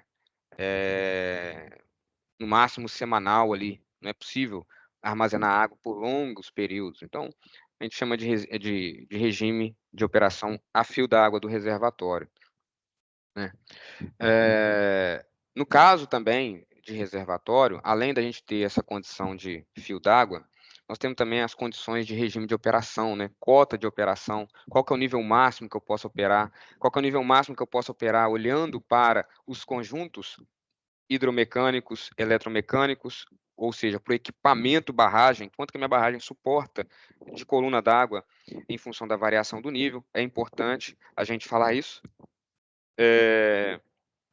porque quando a gente fala de custo de operador de usina, a gente está falando de um custo bem completo, né? E ele tem ali vários módulos para poder atender ali a condição colocada pelo ONS de operação. Então, quando a gente fala de reservatório, modulação de reservatório, variação de nível, tudo isso é importante a gente entender como que funciona, né? Não é somente para armazenar água, temos que se atentar às outorgas ambientais, qual que é o nível máximo que eu posso operar, a montante, a jusante, né? Se eu subir meu nível além da carga excessiva que eu vou ter na minha barragem, se eu operar com um nível muito alto, qual que é o impacto ambiental, a montante, o que eu estou causando de impacto ali, a montante. E a jusante também. Para isso, eu até coloquei aqui na imagem da esquerda, da direita, que nós temos uma área aqui do reservatório principal, onde nós temos aqui os extravasores, ou chamado de vertedor, né, vertedouro, e as comportas de controle de vazão do vertedouro, e temos também a saída da usina, ou o trecho de vazão residual, né, que ele é aquele que você desvia o rio, represa o rio, reserva essa água, e você tem que deixar uma vazão sanitária também para manter o bioma, a ictiofauna, toda a jusante ali, tanto da barragem, né, quanto o encontro ali com o canal de fuga da usina. Então, nesse sentido aqui da imagem, nesse sentido do fluxo, nós temos o TVR, que é o chamado trecho de vazão residual. E esse trecho de vazão residual, que ele vem lá, se eu pegasse essa imagem aqui e expandisse ela, ele vem lá da esquerda aqui e encontra com o canal de fuga. A usina de Pimental está aqui, ó, casa de força e aqui o vertedouro. Pegando esse caso como exemplo, o trecho de vazão residual, ele sai da parte aqui que o reservatório vem lá de trás e daqui ele sai e ele encontra com o canal de fuga lá da UHE Belo Monte, né? A captação de Belo Monte está acima aqui, ó, a montante aqui. Tem um canal de derivação que leva a água até esse reservatório aqui secundário. Então, esse trecho de vazão residual aqui, ele vai encontrar com o canal de fuga aqui da usina de Belo Monte, onde esse trecho não tem influência da usina no sentido de vazão de água, né? Belo Monte só consegue influenciar depois de Belo Monte, a jusante. E Pimental está a montante. Então, tem um trecho de vazão residual que conecta ao canal de fuga. Esse trecho ele é outorgado também, a operação dele, e ali são chamados de hidrograma, né? Qual que é o hidrograma que tem que respeitar? Ou seja, quanto de vazão, exemplo de Belo Monte, quanto de vazão que o complexo Belo Monte tem que operar cada época do ano, né? Determinadas épocas do ano, que são definidas lá na outorga, qual que é o valor de vazão que ele tem, que Belo Monte, desviando a água para gerar, ela tem que permitir ainda assim no trecho de vazão residual para manter, que nem eu falei, esses biomas e essa condição ambiental ali, toda sem causar impacto ou prejuízo ambiental. Então, quando escutar TVR, nós estamos falando daquele trecho de vazão residual em que a usina não está, tem que descartar, tem que disponibilizar água ali para manter o bioma. Falar aqui um pouco sobre geradores, tipo síncrono, né? Eles têm a finalidade aí de utilizar a energia da água em movimento para converter em energia elétrica, né? E aí nós falamos lá sobre o funcionamento do sistema de excitação, né? Então, o gerador elétrico ele tem essa função praticamente. E os compensadores. E eu trouxe aqui uma figura de um compensador síncrono, porém nós temos geradores elétricos que também trabalham com a função de compensador síncrono, né? Esse aqui é um compensador síncrono de subestação, então e aí de subestação nós temos ele estático e rotativo. Basicamente, a função do gerador do compensador síncrono, ela tem uma explicação maior aqui nesse exemplo, porque o compensador síncrono ele tem a função de regular a tensão, a potência reativa da rede, né? Ele faz o controle do nível de tensão para absorver ou fornecer potência reativa para o sistema elétrico brasileiro, para o SIM. Então, todas as redes de transmissão que são conectadas a uma usina hidrelétrica ou uma subestação, ela vai ter variação de tensão. E essa variação de tensão é em função da entrada ou saída de carga do sistema, ou seja, consumo, né? Eu falei lá no início que eu dei o exemplo lá da ANS, nós navegamos lá no site do ANS, nós vimos lá a carga e a potência que está sendo fornecida e retirada do sistema, né? A carga consumida e a potência fornecida, né? E nós vimos que o sistema trabalha a 60 Hz, que ele trabalha sem armazenamento, né? Então, o que está sendo gerado tem que ser consumido instantaneamente. E quando você deixa de consumir ou passa a consumir mais, nós temos uma variação de tensão na rede. Essa variação de tensão, ela tem que ser controlada, né? Eu não posso deixar um valor de tensão ser discrepante de um certo limite. E quem faz esse controle de tensão, nós temos formas diferentes. Ou entrou mais carga, eu entro com mais máquinas gerando, mais sistema hidrelétrico gerando, mas eu também tenho que fazer o controle dessa tensão. E essa tensão ela é controlada através dos compensadores síncronos, que vão absorver potência reativa ou fornecer potência reativa para o sistema. Sobre o sincronismo, vamos falar um pouco aqui sobre o sincronismo, como que funciona, né? O que é sincronismo? Basicamente, nós temos uma turbina hidráulica que tem aí a saída da inércia, ou seja, ela entra em movimento, né? Então, como a gente parte uma máquina numa usina hidrelétrica, né?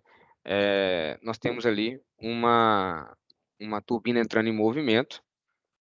Depois que essa turbina entra em movimento, nós temos uma rampa que é chamada de até chegar no giro mecânico. É a rampa de giro mecânico até chegar na rotação nominal. Então, o que é esse sincronismo? Tirar a máquina da inércia, você parte a turbina mecânica, ela vai entrar em rotação, ela vai chegar na rotação nominal, ou seja, na rotação de trabalho dela. Depois que ela estiver nessa rotação de trabalho, o sistema, como nós vimos lá o regulador de tensão, ele vai fornecer uma corrente de excitação para essa máquina através da excitatriz. Ele leu que a máquina está na rotação de trabalho dela, seja lá 80 RPM, 100 RPM, 200 RPM, que é a rotação fixa da máquina. Ele vai ler essa rotação e ele vai entender que ele pode excitar essa máquina. Ou seja, ele vai fornecer uma corrente contínua pelo rotor, pela excitatriz que vai para o rotor do gerador, para criar o campo magnético ali no gerador e assim a gente ter a energia elétrica sendo fornecida.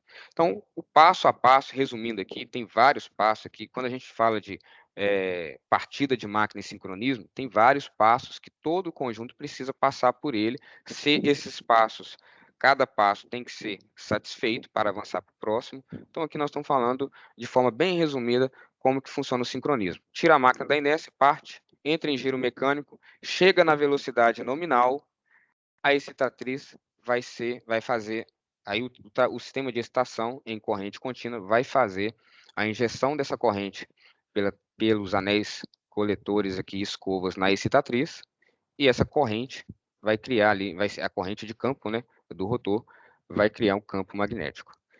E aí, para a gente entender como que esse sincronismo acontece na prática, né, o que é o sincronismo? É eu fazer com que a tensão e a frequência, os níveis de tensão e frequência do gerador estejam nos mesmos níveis de tensão e frequência do sistema elétrico. Então, basicamente é isso. Nós estamos falando de um gerador com 3 fases aqui, normalmente chamadas de RST, ABC, enfim. Não se atentem à tipologia, a nomenclatura aqui. Mas nós temos o seguinte, então, né? Nós precisamos fazer com que essa tensão e a frequência do gerador ela esteja nos mesmos níveis de tensão e frequência do sistema elétrico. Então, o que é o sincronismo? É a gente fazer com que esse disjuntor que faz a conexão, dessas três fases, ele feche o contato para que a gente tenha aqui a energia sendo fornecida no mesmo nível de tensão, no mesmo nível de frequência, né? Então, isso é o chamado sincronismo da máquina. E como que isso acontece?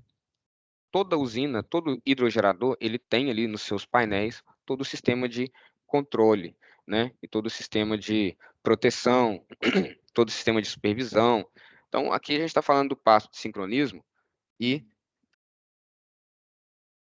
nesse passo, aqui nós temos um voltímetro, um frequencímetro e aqui também um medidor de ângulo de fase aqui da frequência do gerador. Nosso intuito é fazer com que a frequência esteja no mesmo nível de frequência da rede, a tensão esteja no mesmo nível de tensão, né? Então, quando a gente vai partir que a máquina foi excitada, quando a gente volta nesse passo anterior aqui, ó, que a máquina está excitada, ela está pronta ela está excitada nesse aqui, ela está pronta para sincronizar, né? Eu excitei a máquina, agora ela está pronta para sincronizar. Eu tenho todas as condições de rotação, velocidade, movimento da máquina, e excitado o campo magnético no gerador, eu tenho condição de sincronismo. E o que é o sincronismo? Então, o primeiro passo que tem que ser satisfeito, por exemplo, é a tensão, o nível de tensão. O sistema vai ler lá na saída do gerador, onde eu falei que tem lá um TC e um TP transformador de potencial, trabalha com volts, trabalha com tensão. Ele vai ler essa tensão e vai comparar com a tensão de referência da rede. Quando essa tensão está no mesmo nível de tensão, né, entre gerador, saída do gerador e a rede, ele vai partir para o próximo passo, que é o quê? Ajustar a frequência da máquina para que ela fique no mesmo nível de frequência da rede. E como que ajusta a frequência da máquina? Nós vimos lá no regulador de velocidade. O regulador vai entender, vai ler qual que é a frequência da rede e vai manter a máquina ali, colocar a máquina no mesmo patamar de frequência. Depois que nós já satisfazemos essas duas condições, a terceira condição é o ângulo de fase, ou seja, é ajustar o ângulo da defasagem da onda da frequência do gerador com a onda da frequência da rede, né? Depois que essas três condições foram satisfeitas, aí nós temos condições de sincronizar. E aí tem o último passo, que é o relé de sincronismo. Ele vai olhar para a rede, ele vai verificar através da função 25N como que está a condição da rede, se não tem nenhuma perturbação no sistema. Se não tiver nenhuma perturbação no sistema, aí nós temos todas as condições satisfeitas e nós vamos ter o sincronismo entre máquina e rede.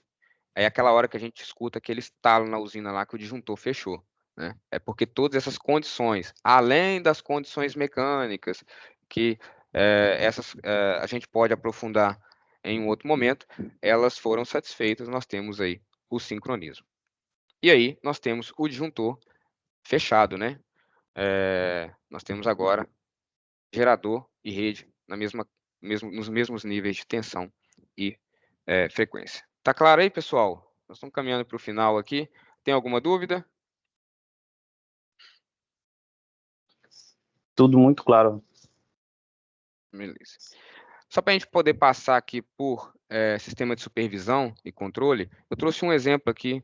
O que é supervisão, né? Nós temos aqui o sistema de circulação de óleo, sistema de lubrificação de mancal, né? Aqui são aquelas sapatas que eu falei com vocês lá. Aqui é um esboço daquelas sapatinhas ou dos patins, que são os componentes mecânicos que conseguem absorver os impactos, os esforços aqui no eixo, né? Pensando numa turbina de eixo vertical, então aqui nós temos o mancal score. E aí o monitoramento, supervisão, controle, além de todo o monitoramento, supervisão e controle das grandezas elétricas, nós temos também grandezas mecânicas e sistemas mecânicos também sendo supervisionados e controlados através de software, né? Então aqui nós temos um sistema de supervisão e monitoramento de fluxo de óleo nos mancais guia, score combinado, ou combinado, vai de acordo com cada sistema, aonde nós temos um sistema de injeção de óleo. Esse sistema de injeção, com essas três bombas aqui, ele tem a finalidade de injetar óleo na vertical aqui para criar um filme de óleo aqui e uma condição de partida de máquina. Esse sistema ele é utilizado na partida da máquina, esse bloco aqui com essas 3 bombas. E durante o funcionamento, nós temos aqui o sistema de circulação de óleo, que mantém em funcionamento todo o tempo, né, fazendo com que esse óleo entre no mancal, troque calor com as peças, com os componentes, saia, passe pelo sistema de resfriamento, depois retorne para o mesmo circuito aqui, fazendo o mesmo ciclo. Então, aí aqui nesse tipo de supervisão, nós temos supervisão das bombas de injeção, para fazer aqui o levantamento, criar o filme de óleo para tirar essa máquina da inércia. Nós temos um sistema de circulação também, as bombas sendo monitoradas, se tem falha, se não tem falha, qual bomba que está em operação. Nós temos também monitoramento, supervisão de filtros, né? Filtro saturou. Normalmente, como que você monitora o filtro? É um medidor de pressão ou 2 medidores de pressão que faz a leitura de diferencial de pressão, e quando a pressão está num diferencial num nível fora do parâmetro, ele vai indicar aqui um filtro sujo, né? Então, como o operador sabe que a máquina ele vai ter que fazer uma inversão de filtro, ir até lá o sistema de filtragem e fazer uma inversão, seja ele no regulador de velocidade, seja de mancais, quando ele tem aqui, quando a usina é instrumentada, tem um sinal subindo para o supervisório, onde ele pode aqui observar alguma anomalia, filtro sujo, etc. e tal. Ele vai lá e faz essa inversão de filtro, né? Aqui, pegando outro exemplo também, sobre monitoramento de temperatura, né?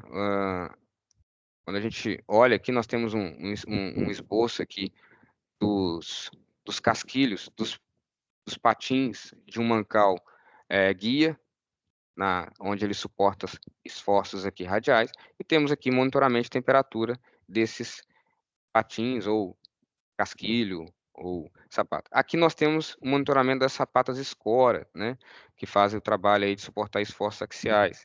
E aqui também, aí no caso nós temos mancal guia do gerador, mancal escora e mancal guia da turbina, que possui aqui também monitoramento de temperatura. E tudo isso também é possível ver aqui no sistema de supervisão e controle, e se tem alguma anormalidade com relação às temperaturas de referência, né? Então, todo o sistema de controle, ele tem ali as suas temperaturas de referência para cada item monitorado, e ali, uma vez que essa temperatura sai da condição ideal, vai subir um alarme, e se essa temperatura continuar subindo, vai subir um trip, que é a parada da máquina, para evitar que uma falha catastrófica aconteça, né?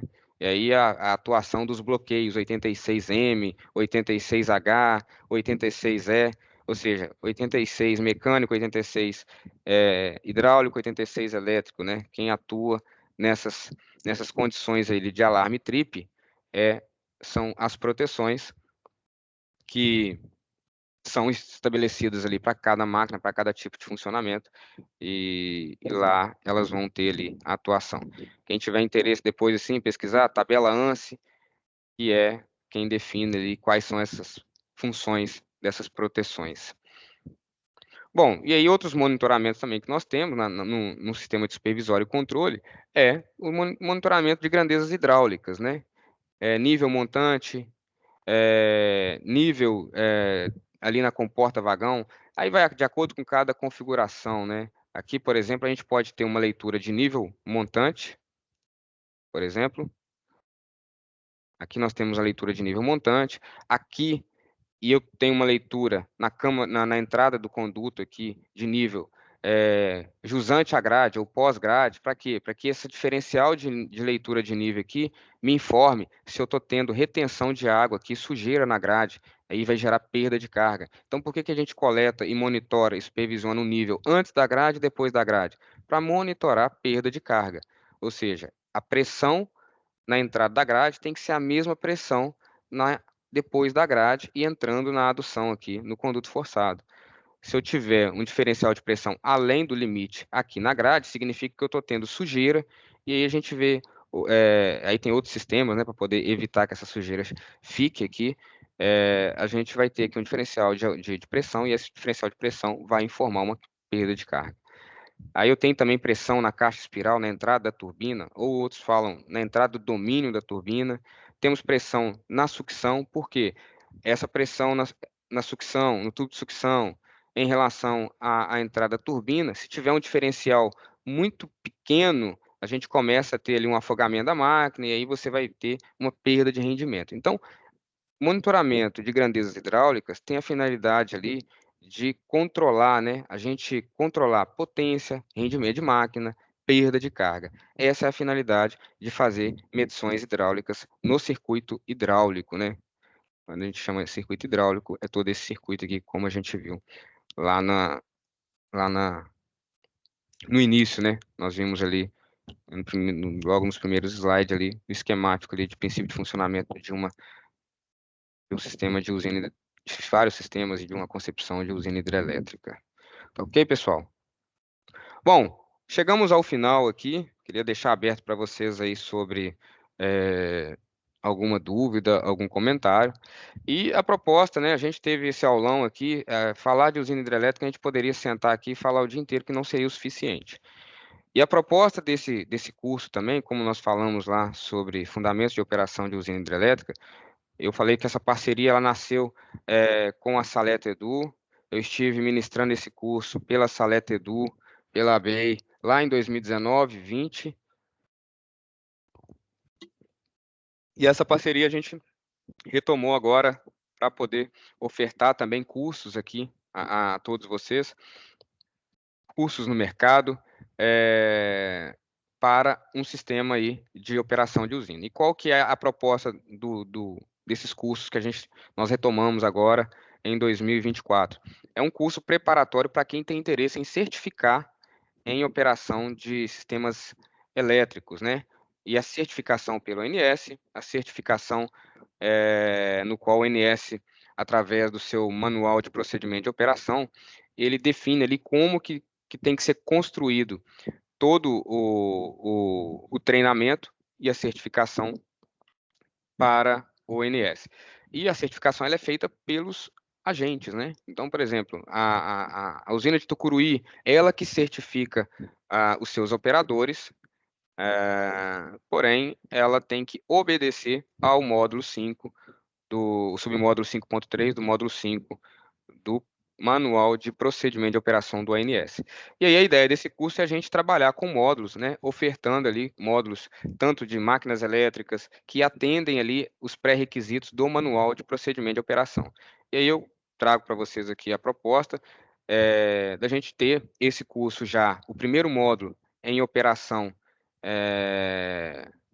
para operação de turbinas hidráulicas, regulador de velocidade, auxiliares mecânicos, equipamentos de tomada d'água, onde nesse módulo a gente vai entrar no detalhe de como que são feitas as medições de uma turbina hidrelétrica, como que é feito o cálculo de potência de uma turbina hidrelétrica, uma turbina hidráulica, como que é feito o sistema de regulação, né, o sinal de controle do regulador de velocidade, os auxiliares mecânicos, a gente entra no detalhe como que é feito todo o sistema de resfriamento, o sistema de injeção de água e também de tomada d'água. Então, a proposta é trazer ali concepção, funcionamento e operação de turbinas hidráulicas, concepção, funcionamento e operação de reguladores, acumuladores de ar e óleo, acumuladores de óleo e hidrogênio, né?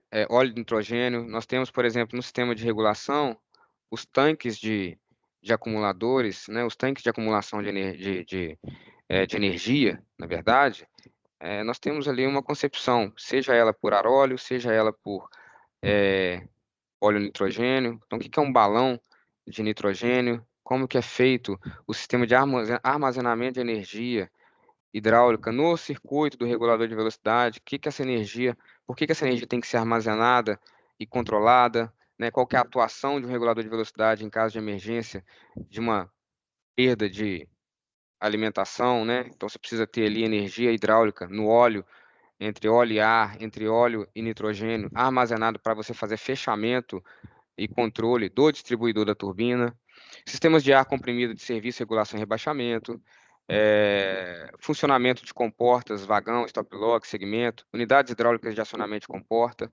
concepção e funcionamento e operação de grades de adução, limpa-grades, sistemas de limpa-grades, que eu falei sobre perda de pressão lá na grade, né? Perda de carga na grade em função de sujeira. Então, como que a gente elimina esse tipo de condição? Através de sistemas limpa-grades, entre outros. E também proteção e controle de turbinas e sistemas auxiliares, onde nós vamos ver ali as proteções, que nem eu falei, por que temos ali uma condição de atuação de um relé de bloqueio na função 86M, na função 86 hidráulico ou no 86H. Tudo isso a gente passa nesse treinamento, nesse curso, respeitando ali todos os procedimentos que estão no manual de procedimento de operação do ONS, no módulo seu ali, 5.13. Além desse módulo, nós teremos, que nem eu falei também, vamos ter módulos de supervisão e controle, automação, né, com professores de automação, que trabalham ali toda a parte de supervisão e controle, supervisório, né, SDSC, SCADA, seja lá quais são os sistemas que nós temos disponíveis, reservatórios, a parte também de operação, modulação de reservatórios, procedimentos de rede do ONS, essa também é uma matéria muito importante, os procedimentos de rede do ONS é que vão orientar e definir como que as usinas devem ser operadas, desde os procedimentos de operação até os procedimentos de indicadores, medição, né, o que é uma taxa de falha, tudo isso é falado no módulo de procedimentos de rede. Bom, pessoal, era isso que a gente tinha para poder passar aqui. Espero que eu não tenha me estendido muito. Deixa eu ver aqui.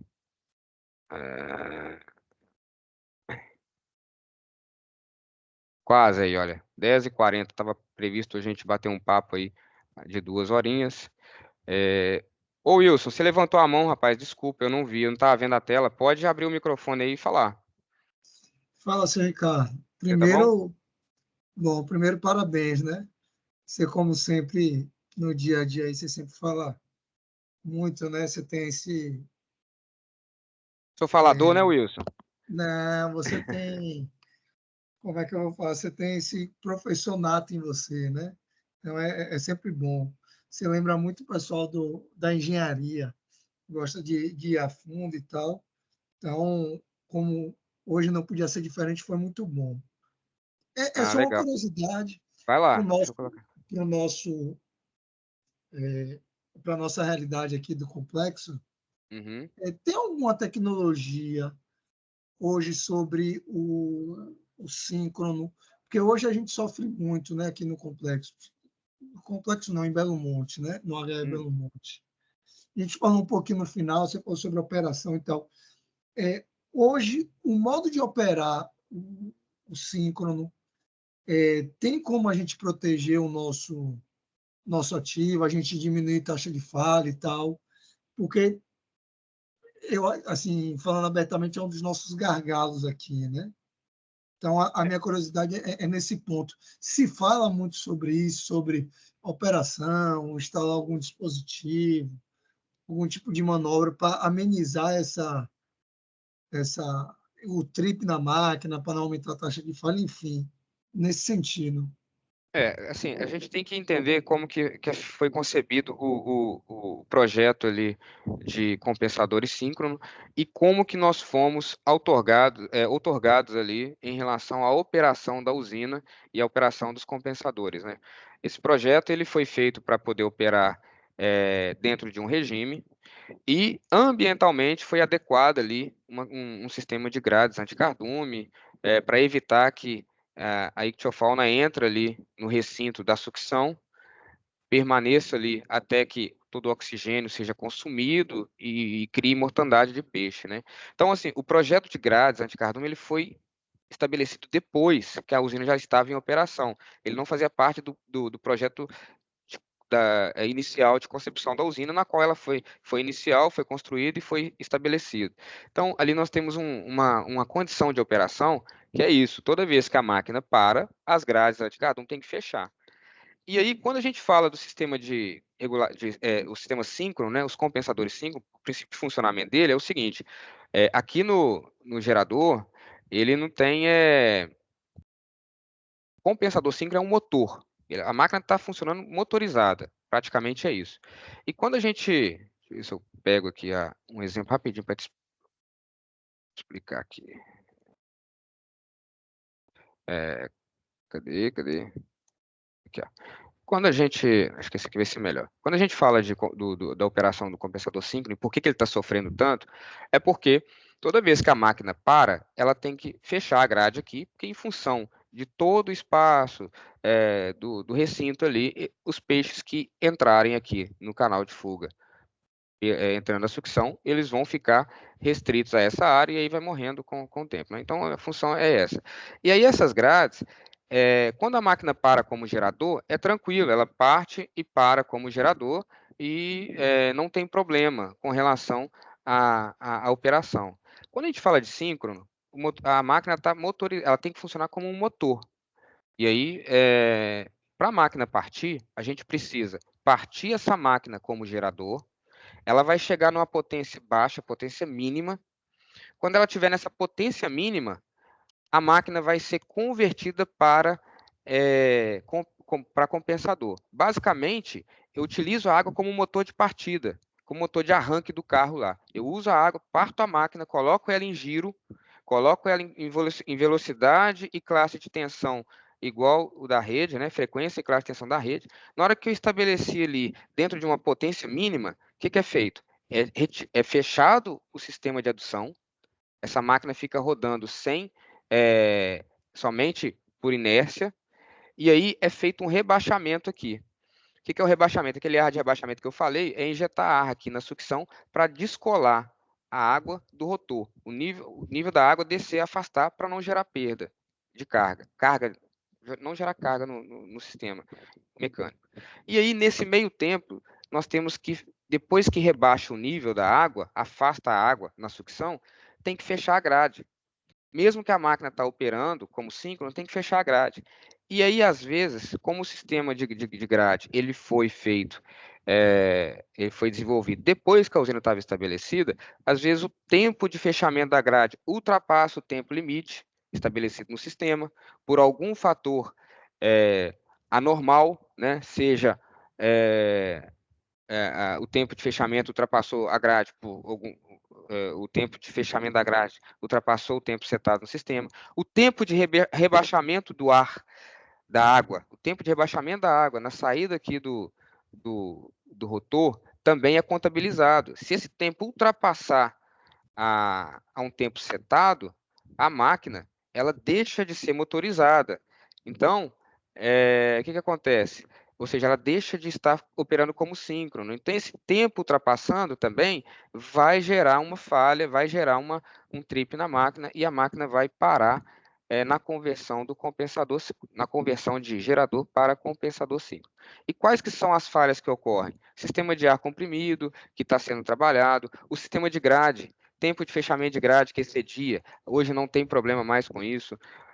Cabo que rompia, hoje nós não temos mais problemas com cabos rompendo, porque foi estudado um tipo de cabo, um tipo de lubrificação para poder suportar essas grades abertas aqui na sucção durante a operação como gerador e durante a conversão para compensador, né, no fechamento aqui, não ocorrer a ruptura de cabo e essa grade descer e ficar presa lá embaixo, lá, a ponto de chamar mergulhador, etc. E tal. Então, esse tipo de coisa está sendo trabalhado e está aumentando muito a confiabilidade. E aí que você falou de tecnologia, cara, tecnologia é estudar materiais, é estudar como foi feito com os cabos, como foi feito com o componente de lubrificação, né, que consegue ter uma aderência maior e suportar mais tempo nesses cabos que ficam submersos. Então, mas tecnologia, sim, no sentido de estudo de materiais ou reengenharia. E isso está sendo feito e já está tendo efeito aí positivo, aí, reduzindo bastante. Tá claro? Abri aqui que eu tava balançando a cabeça aqui Rapaz, eu não com a estou te vendo, câmera não. desligada. Desculpa. Ah, não, Não, tranquilo. a câmera estava desligada, eu vou poupar vocês desse. Legal. Isso, Bom, né? Mas ficou assim, é sempre bom porque a gente nesse mundo, né, principalmente de hidrelétrica, tem muito essa questão de OEM e tal, então a gente tem que melhorar, né, sempre buscar melhorando. E é uma coisa que chama muita atenção no nosso projeto. Mas mais do que isso aí. entendido aí. É Como bem sempre, particular do nosso projeto aqui, né? Mas é a nossa condição por questão isso de geração e tal, enfim.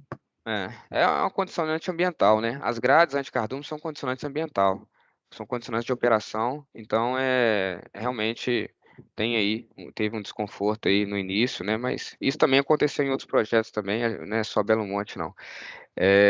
Bom, pessoal, chegamos ao final, que nem eu falei com vocês, a proposta do curso está lá no Simpla, é um módulo 1 aí, operação de turbinas hidráulicas, regulador de velocidade, auxiliares, mecânicos e equipamentos de tomada d'água.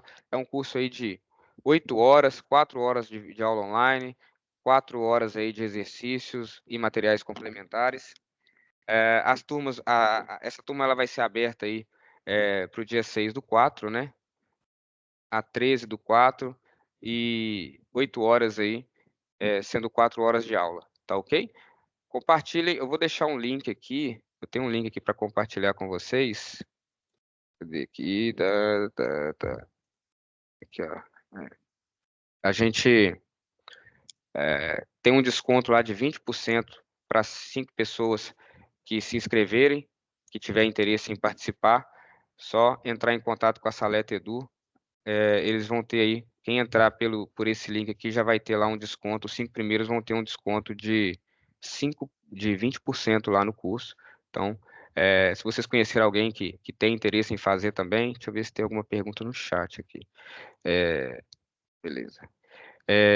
Compartilhem. E como eu falei, é um curso que ele vai estendendo, né, para todos os módulos ali, atendendo o manual de operação aí do ONS com base no módulo 5.5 do ONS. Alguma pergunta, dúvida?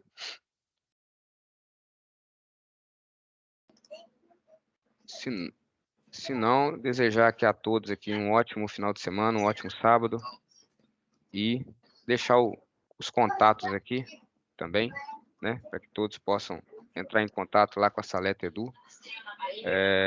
Ela está localizada, como eu falei, em Belo Horizonte, tem um telefone de contato aqui, mas também pode entrar em contato por e-mail aí, através do hello@saleteedu.com. E aí, pessoal, muito obrigado, bom final de semana. Deixei meu LinkedIn também, vou deixar meu LinkedIn para vocês aí no chat. Quem tiver interesse também, fazer um network, compartilhar, eu coloco no chat logo após aqui. Adiciona lá, compartilhem, eu estou à disposição aí, tá bom? Forte abraço.